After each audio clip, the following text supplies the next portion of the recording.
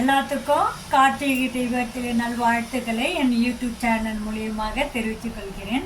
இன்னைக்கு வந்து பார்த்தீங்கன்னா நான் ஒரு கார்த்திகை தீபம் அப்பம் வந்து செய்ய போகிறேன். அதுக்கு வந்து பார்த்தீங்கன்னா ஆல்ரெடி நான் ரெடி பண்ணி வச்சுட்டேன். அது வந்து பாயில் பண்ண வேண்டியது தான்.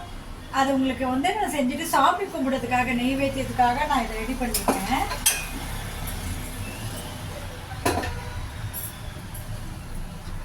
ஹாய் ஃப்ரெண்ட், எல்லாத்துக்கும் கார்த்திகை தீபம் நல்வாழ்த்துக்கள் என் யூடியூப் சேனல் மூலியமாக தெரிவித்துக் கொள்கிறேன். இன்றைக்கி நான் வந்து ஒரு அப்பம் வந்து செய்ய போகிறேன். கார்த்திகை தீபம் அப்பம் வந்து செய்ய போகிறேன். அது வந்து பார்த்திங்கன்னா சிவனுக்கு ரொம்ப உகந்தது. ஸோ அதனால் வந்து அந்த அப்பம் செஞ்சு சாமிக்கு நைவேத்தியம் படித்து எல்லாரும் நல்லா இருக்கணும், எல்லாரும் நல்லபடியாக இந்த வர வருஷத்தில் எந்த ஒரு பிரச்சனைகளும் இல்லாமல் நீண்ட ஆயுளோடு வாழணும் அப்படின்னு சொல்லிட்டு நம்ம வேண்டிப்போம்.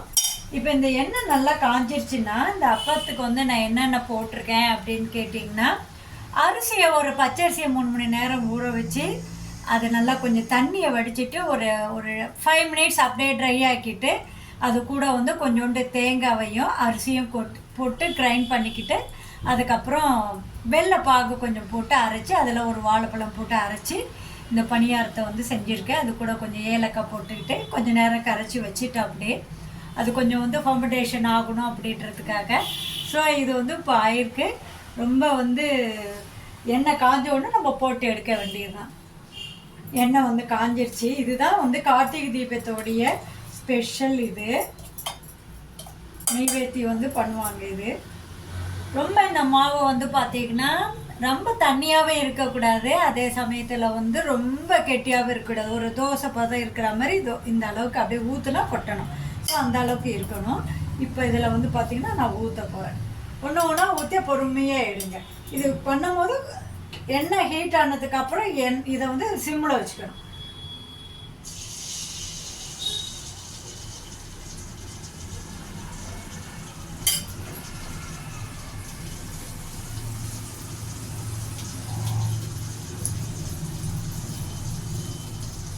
பாருங்க, இவ்வளோ அழகாக புசு புசுன்னு குண்டாக வந்திருக்கு.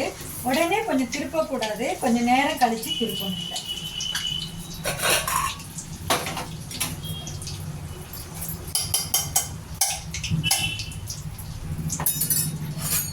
அடுத்த ஒன்று போடுறேன்.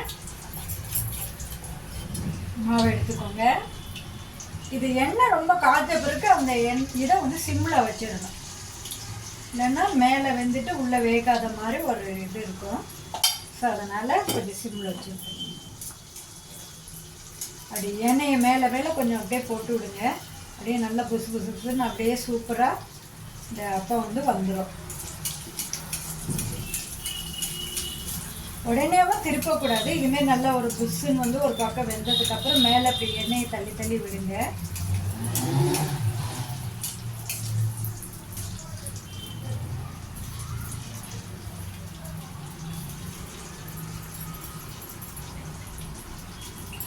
அவ்வளோதான் ஃப்ரெண்ட்ஸ். இதை எடுத்துகிட்டு உங்களுக்கு காட்டுறேன்.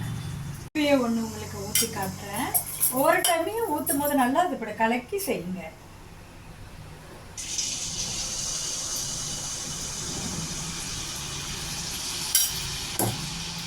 இதில் அப்படியே மேலே எண்ணெய் அப்படியே இப்படி போட்டுக்கிட்டே இருக்கணும். பார்த்து ஜாக்கிரதையாக செய்யுங்க. இது அப்படியே புஷ்ஷுன்னு மேலே வரும் நல்லா உப்பி.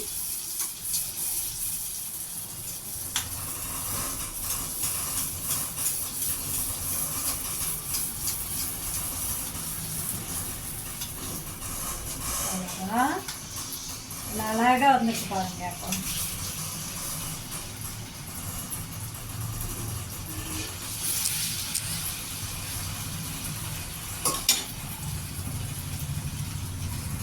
இங்கே பாருங்கள் ஃப்ரெண்ட்ஸ், அப்போ வந்து செஞ்சாச்சு. சாமிக்கு வந்து நெய்வேத்தியத்துக்காக செஞ்சுருக்கேன்.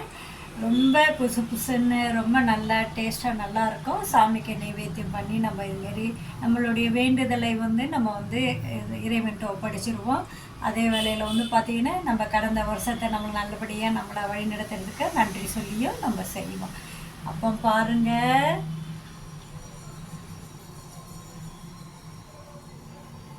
என்னுடைய சேனல் உங்களுக்கு பிடிச்சிருந்தா ஜெசிஸ் லைஃப் ஸ்டைல் சேனலை ஷேர் பண்ணுங்கள், கமெண்ட் பண்ணுங்கள், சப்ஸ்கிரைப் பண்ணுங்கள். அந்த ஆல் இந்த நோட்டிஃபிகேஷன் போய்ட்டு ஒரு டச் பண்ணுங்கள். தேங்க்யூ.